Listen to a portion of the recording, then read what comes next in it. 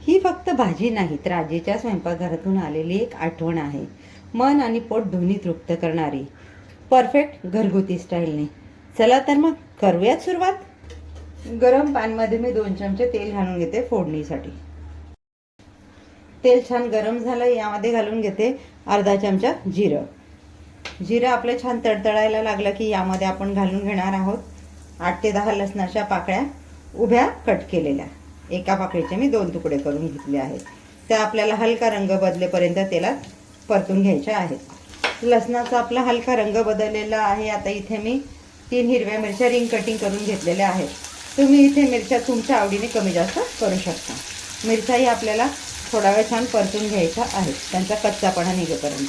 मिरच्या आपल्या थोडा वेळ तेलात फ्राय करून झाल्या तर यामध्ये घालते मी एक बारीक चिरलेला कांदा. कांदाही आपल्याला छान मऊ होईपर्यंत तेलात परतून घ्यायचा आहे.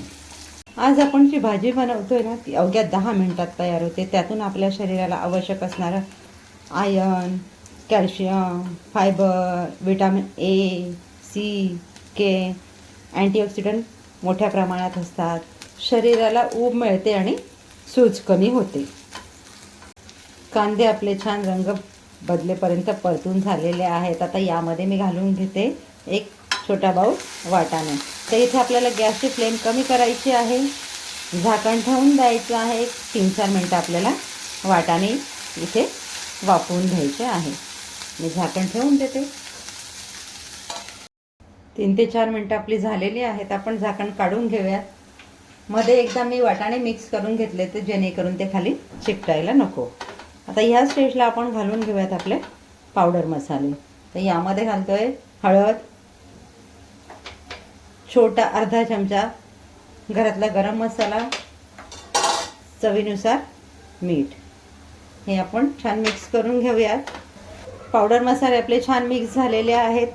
आता यामध्ये आपण ॲड करतोय आपली पुढची भाजी, ती म्हणजे मेथीची भाजी. मेथी देखील मी 1 बाउल घेतलेली आहे. 2-3 पाण्याने स्वच्छ धुवून घेतलेली आहे. साफ करताना मी तिची पानंच घेतलेली आहेत. मेथी घालूनही आपल्याला ही एकदम मिक्स करून घ्यायची जेणेकरून पावडर मसाले, वाटाणे, मेथी सगळे एकजीव होईल. मेथी घालून आपण हे एकदा मिक्स करून घेतलेलं आहे. आता झाकण ठेवून कमी गॅसवर आपल्याला ही पुन्हा 2 ते 3 मिनटं शिजवून घ्यायची आहे. 2 ते 3 मिनटं आपले झालेले, आपण झाकण काढून घेऊयात.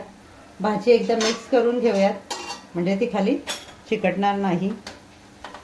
आपण भाजीमध्ये पाणी जरा देखील घातलेलं नाही. त्याच्या स्वतःच्या सुटलेल्या पाण्यावर आपली भाजी शिजलेली आहे.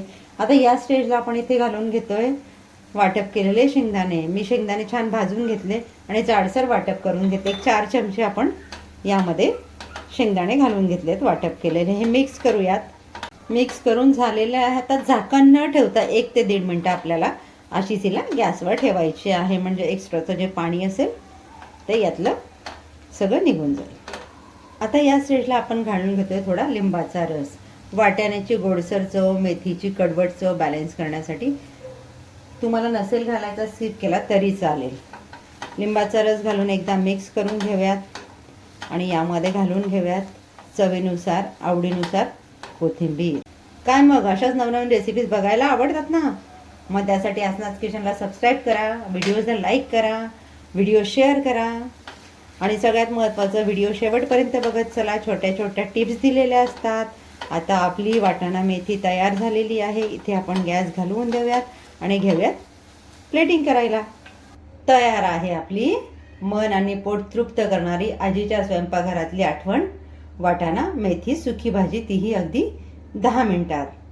आहे की नाही अगदी इन्स्टंट? घ्या मग बनवायला. भेटूयात पुढच्या व्हिडिओमध्ये अशाच एक नवीन रेसिपीसह. थँक्यू.